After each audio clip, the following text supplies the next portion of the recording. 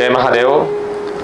ओम त्र्यंबकं यजामहे सुगंधिं पुष्टिवर्धनम् उर्वारुकमिव बन्धनान् मृत्योर्मुच्येमामृतात्।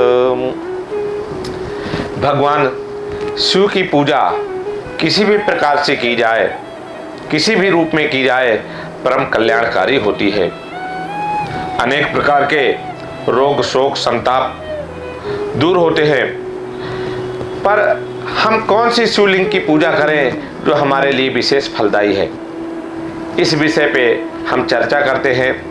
ऐसे तो ज़्यादातर प्रचलन में सब जगह पत्थर का ही शिवलिंग देखने को मिलता है, परंतु यदि कोई व्यक्ति शक्ति सामर्थ्य वाला है, हीरे का शिवलिंग बना करके पूजन करता है तो उसको आयुष की प्राप्ति होती है, आयुष की वृद्धि होती है।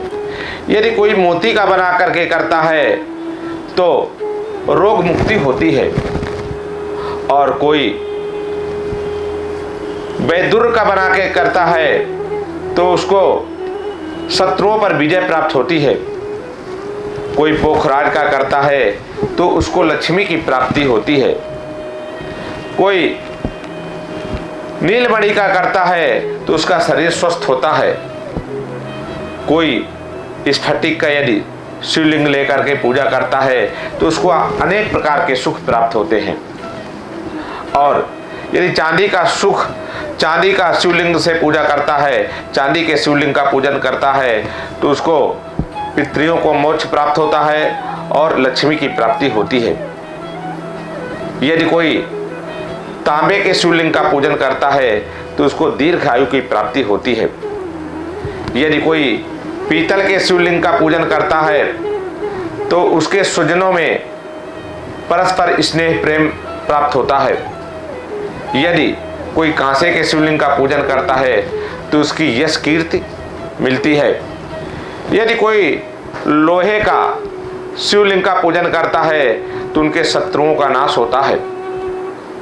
कोई चंदन का अथवा चंदन के लकड़ी का शिवलिंग निर्मित करके पूजन करता है तो सौभाग्य की प्राप्ति होती है, संतति की प्राप्ति होती है, यश कीर्ति की प्राप्ति होती है।